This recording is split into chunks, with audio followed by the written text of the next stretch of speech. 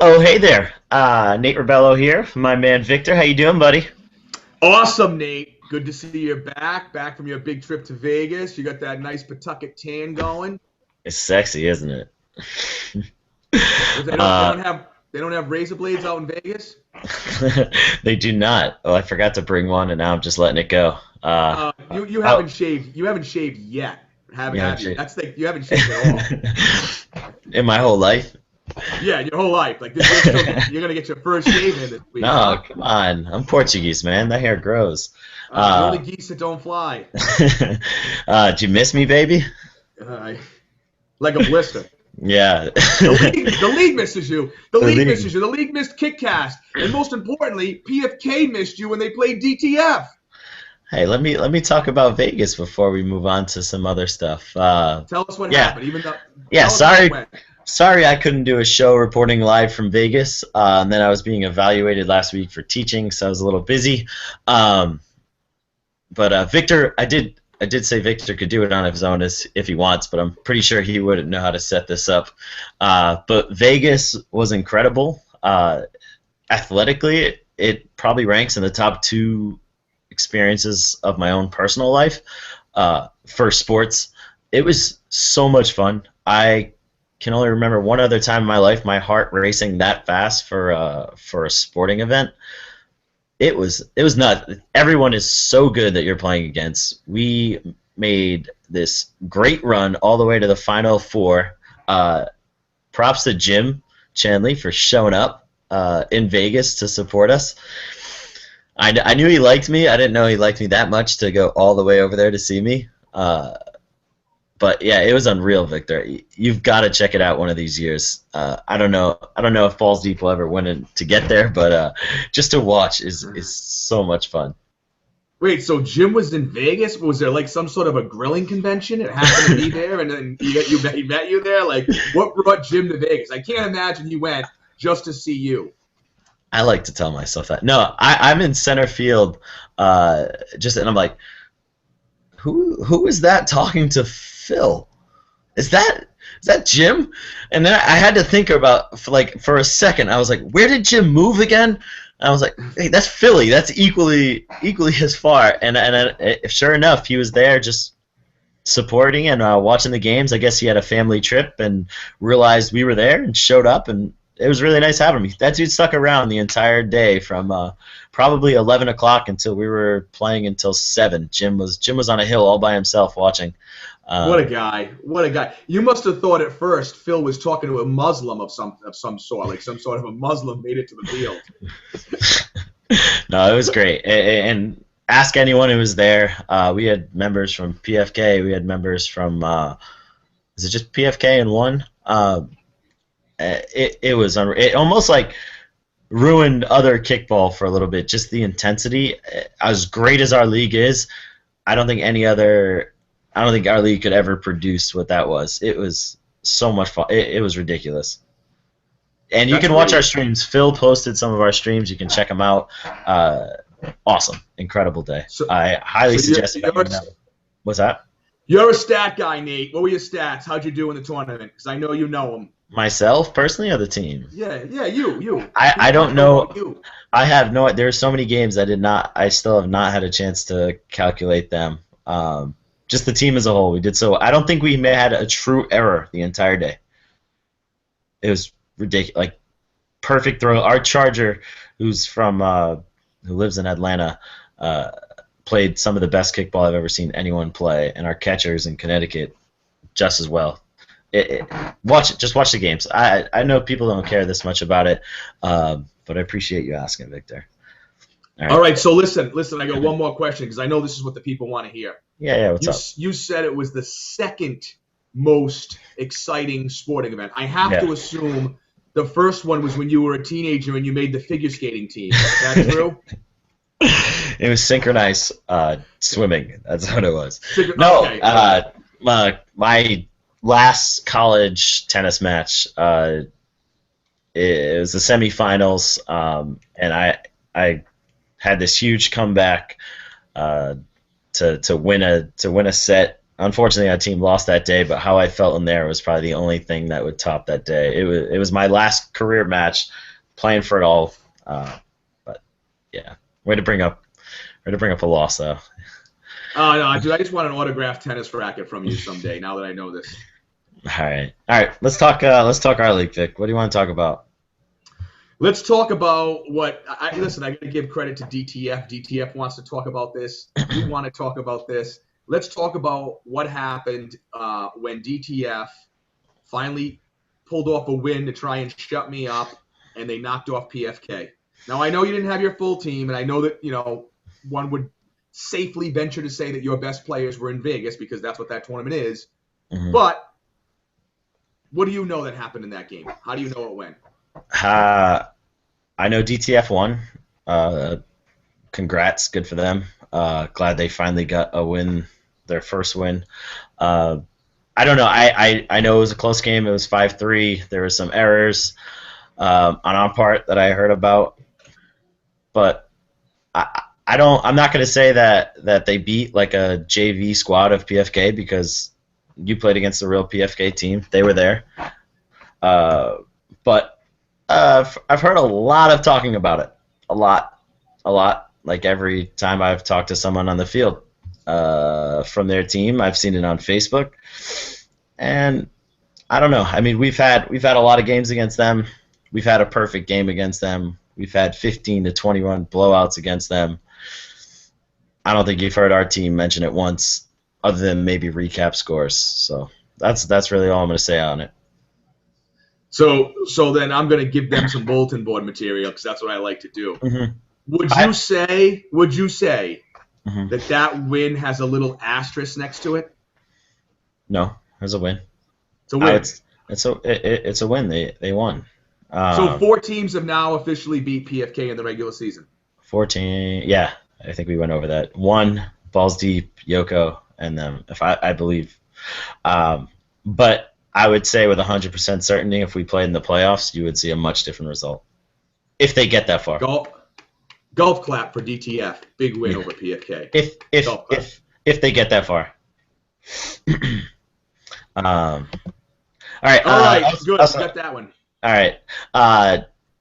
A game last week I want to talk about. I don't know if you got to see it at all. I didn't because I was playing, but one in Tommy's had a 2-2 tie. I know Tommy's was missing Joey and Denny. I think Joey being absent hurts the team. Denny not being there probably helped the team. But what do you think about that? What do you think about that? Who doesn't like Denny's? Come on. 24 hours. What do you think about that tie? I think that Tommy's is they're just such a well coach team. They really have a great defensive sense about them. Obviously, I don't have to say anything about one.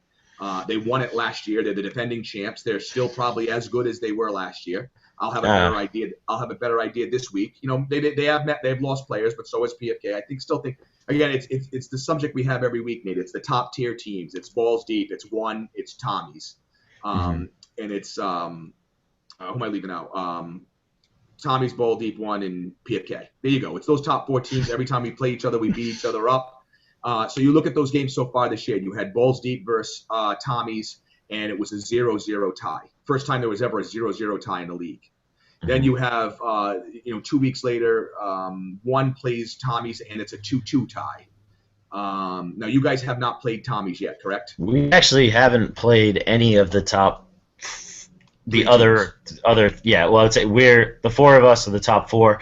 We have not played any of the other top 4 teams yet. It actually is one today, and then our last 3 games are against the top 4. So that's what's going to happen. It's going to shake out. The standings are really going to come together within the next 2 weeks. I have Balls Deep has a doubleheader against you and against one tomorrow night, and then you have a doubleheader on the last week. Is that correct?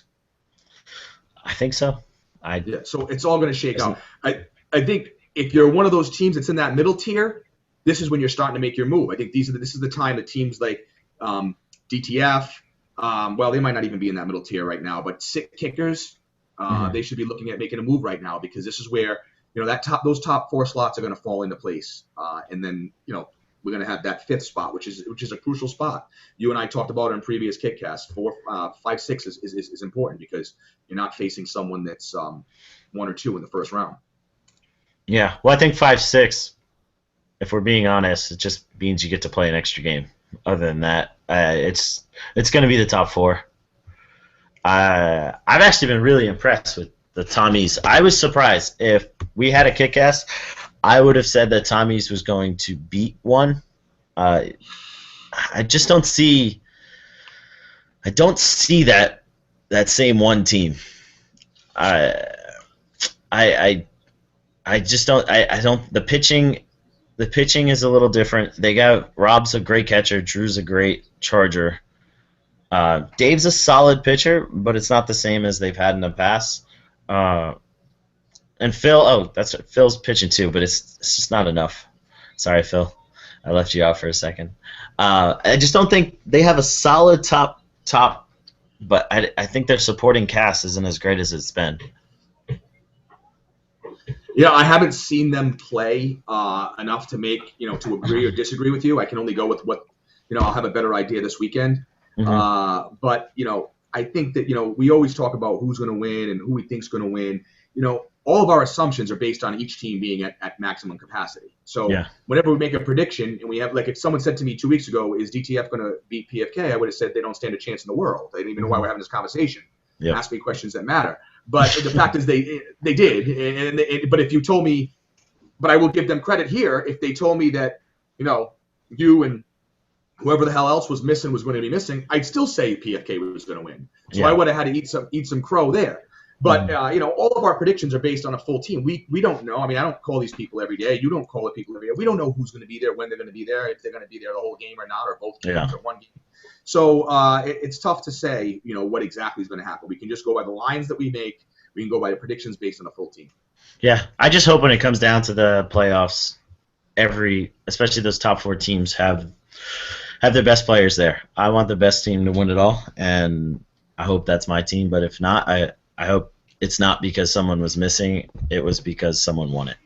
All right. After that, I wanted to talk about Do It for the Kids.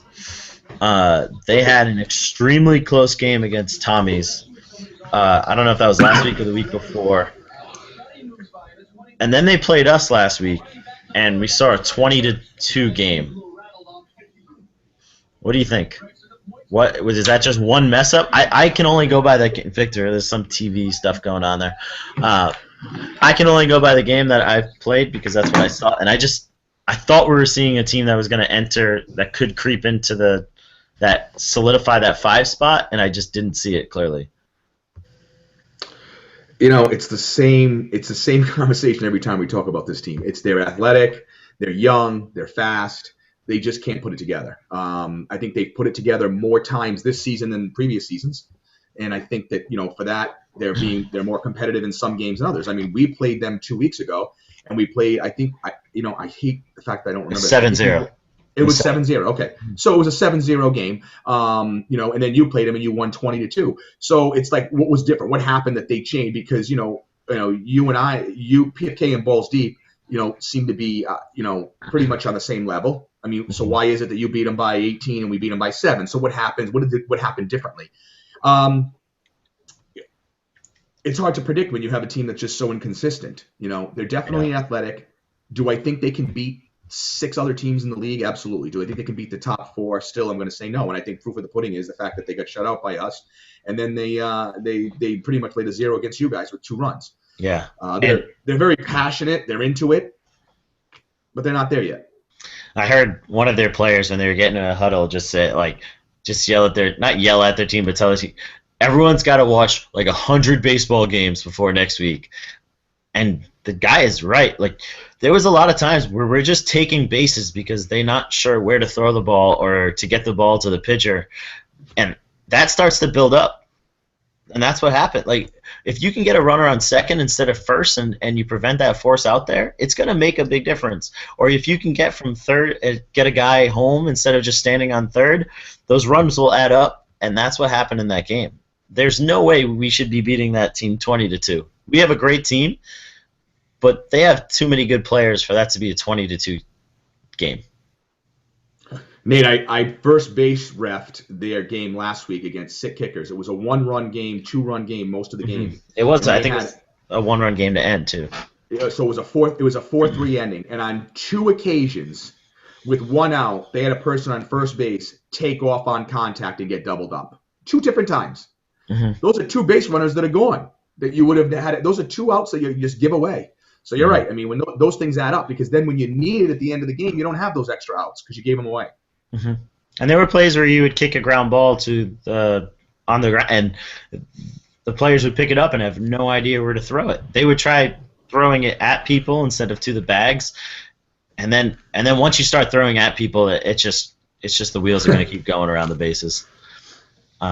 Any other games you wanted to talk about from last week? I know we want to have a discussion about rules, but any other games you want to highlight? I can't think of any of the games. I ref that game. I played in one game. I don't have any other games that I would say that stuck out in my mind or that people brought to my attention. Yeah, the only thing I would say is Whack-A-Mole impressed me. They had a close game against us for a little bit. They look decent. They have some solid players. They need to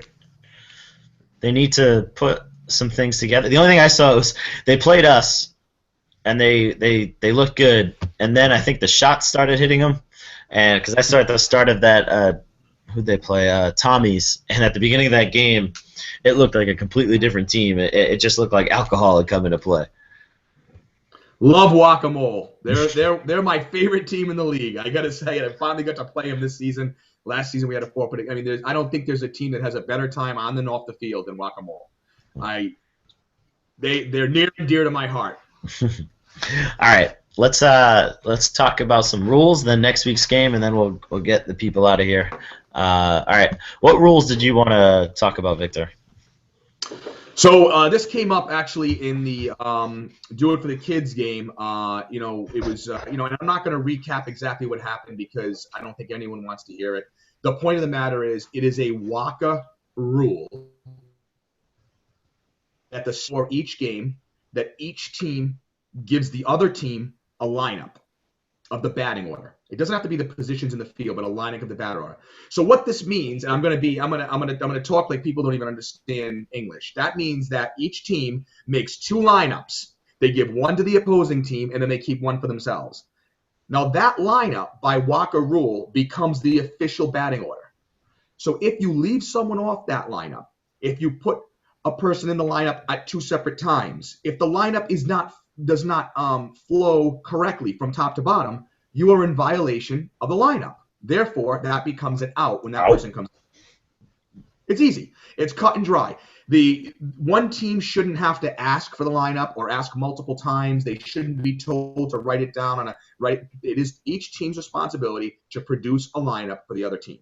And maybe doing it for the kids doesn't know this because they're not used to playing that way, but it becomes a crucial point in the game because there are situations where you want to manipulate the lineup, and you know this, Nate, in an effort to get to put your team in a more advantageous position or against a kicker or a person that you might want to face as opposed to another. So that caused mass confusion. It caused doing it for the kids to get very angered and upset, and they thought they were being bullied and questioned. When it really came down to, they provided a lineup to myself that did not have everyone that was batting. So when I'm looking at the lineup and I see someone coming up and they're not in the lineup and I'm trying to figure out what that person's name is, the lineup's not making sense. And they took offense to that, which they shouldn't have taken offense to. I wasn't trying to, give them a hard time or call them out. I just need to know what the lineup is so that I can manage the game from that perspective. Oh, absolutely. There's so much strategy with the lineup that's why they have that rule. That's why you need to switch.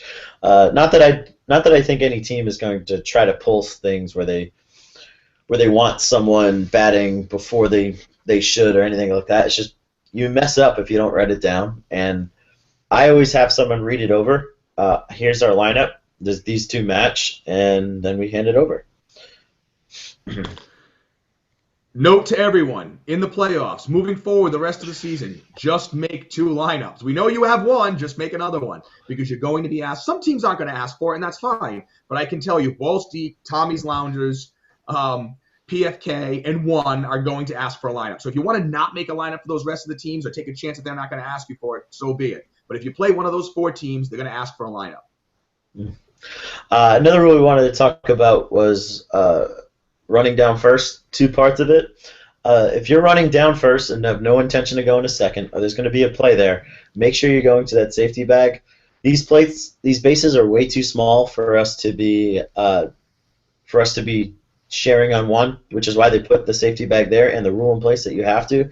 You're going to hurt someone if you go to that bag on the left. So just go to the right, and you're going to be called out if you go to the first base side, the left side. The second part of that is your intentions. If you are running down first and you turn left, you are not necessarily going to second, so someone can't tag you. If you show intent to go to second, you can get called out. I mean, someone can tag you out. Victor, that was an issue you had said? Yeah, there was a game where Rob was head reffing, and it was doing it for the kids and sick kickers, and we had a player running down the first baseline. He hit the correct bag, and then he turned to the left and slipped and fell. I did not believe that he was making an effort to get to second base on the overthrow, but sick kickers did what I guess they should do when they tagged him with the ball, and Rob overruled my ruling and called him out, saying that he believed that there was intent there. So now Rob has the right to overrule that ruling because he's the head ref at that situation, Correct. home plate head ref. But it's one of those things that it's good if the entire league knows. If you have zero intention of taking second base, or if you can consciously remember after you run through first, it always helps to turn to the right. It negates any idea or thought of intent to pursue second base. Also, like you said, Nate, I'm going to reiterate it. If you do not hit the outside bag, you will be called out. And this is strictly for safety purposes. Mm-hmm. You can hit the outside bag and still go to second, but you can't hit the inside bag at any point. The inside bag is strictly for the first baseman. Well, unless it's like you hit a bomb and you know you're going to kick a double, you can go to that inside bag. That's yours. Go ahead. But if it's going to be a play at first, or even the first baseman's there and you're not going to second, then you need to stay on that outside bag. Another thing that was brought up too was there was a situation where there was 2 times where there was a play at home plate where the kicker was in front of home plate, and there was another play where a kicker kicked the ball with their knee. Mm-hmm. Both are violations of the kicking rules. What was the first thing? They kicked in front of the plate. In front of they made contact with the ball in front of the plate. It's not contact. It's the plant foot. I just want to say that. What do you mean? Say that. So if I'm a righty, it's my plant foot. So it's where my left foot is, not where I make contact with the ball. Yeah. So it's where your plant foot is placed, where you're grounded. Yeah, I just wanted to say that. Okay. So I mean, because you can ground right at the edge of home plate and kick beyond home plate. Mm-hmm. This was a plant foot in front of home plate. Yeah, okay. And it was a ball that was clearly kicked with the knee, which Rob didn't see as a head ref, and I did see as a first base ref, obviously because I have a better point of view. When I asked Rob if I was allowed to make that call, he said that I was not. And now you and I have discussed it, and we've referred to the rules. I think, I believe the rule is you can tell him that you saw it, mm-hmm. and if he thinks that he saw something different, then he can say no, play goes on, but he can definitely take your recommendation of it. Gotcha. So it's one thing to keep in mind. You know, when you're first base reffing, when you're third base reffing, instead of standing there and staring off into space, there's always some aspect of the game that you can try and pay attention to make sure the game is reffed right. Yep. If you have any questions, please message us, post it. I'm happy to answer. There's a rule page that I've definitely posted things to, asking if it's the correct call. But we're going over time, Victor, so let's get right to the games. Let's do it quick. My lines for the week. Sick Kickers, 4.5 favorites against Guacamole. Who you got? Sick Kickers. Sick Kickers. I am going to take Guacamole. Sick Kickers wins, but not by I think they win by 4. PFK 1.5 run favorite against Balls Deep. I'm gonna take PFK. He's gonna take Balls Deep. Let's not talk. It's always fun, and I cannot wait for tomorrow. Do it for the kids. 9.5 run favorites against Kicking It Old School. Kicking It Old School. Kicking It Old School. I think Do It for the Kids has some. They're going to be putting it on. I'll take the over. Okay, 1 is 8.5 run favorites against Ballside. Ballside has been playing some teams close. 1. I'm also.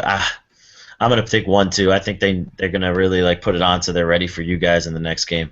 Tommy's 5.5 against Sick Kickers. Tommy's as well. I think this is the week they really put it together, and I'm hoping they finally have a full squad. DTF 2.5 run favorites against Guacamole. I'm going to go in the think tank on this one. I'm going to go with DTF. DTF is coming off that big win 2 weeks ago. They're riding high. They can beat anyone in their mind. DTF to beat my favorite team in the league, Guacamole, by more than 2.5. I think it's weird your own team isn't your favorite team. I'm going to take Guacamole to cover. I see that being a very close game, probably less than 3 runs. 1 as a half-run favorite against you guys, Balls Deep. Balls Deep, 5-2.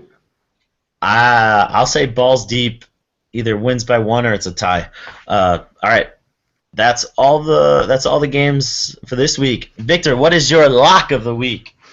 My lock of the week is, and this is because they gave me a reason to believe in them when they knocked off PFK. DTF. Whoa. Not knocked off. We're still playing. We're still in it.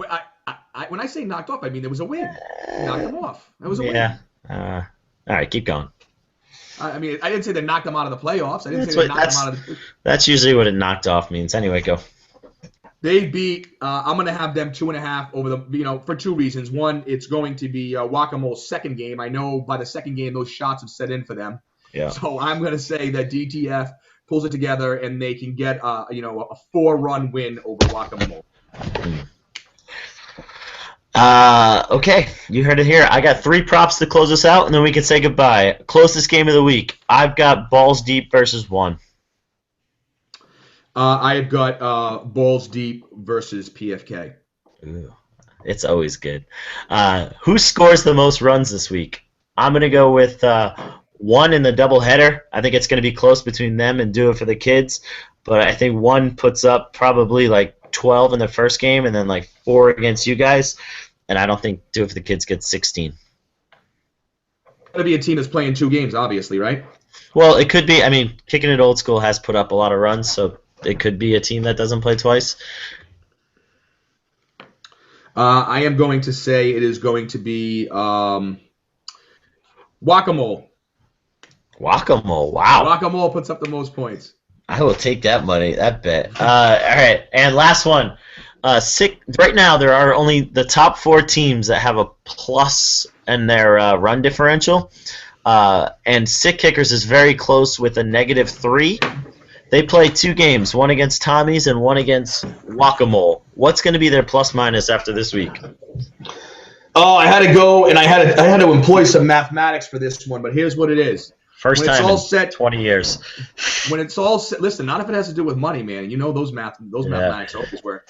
When it's all said and done, Sick Kickers' run differential will be -9. -9, so they're taking a little bit of a hit. I am taking a tiny hit. I think their game against Guacamole is going to be just as close as their game against Tommy's, maybe a little different. I see them at a -4, so just 1 run different than what they have now. All right, Victor, say goodbye to the people. We'll see you tomorrow. You got Sick Kickers in a close game against Tommy's. No. That's not what I said. That's not what I said. I said Sick Kickers game against Guacamole. That differential is going to be very similar to the differential between Tommy's and Sick Kickers. I see both those being 6 or 7 run games. Or gotcha. All right. Maybe not. I didn't even say that earlier. I don't know. I got to go. Bye-bye. Bye. I got to get out of this hotel room.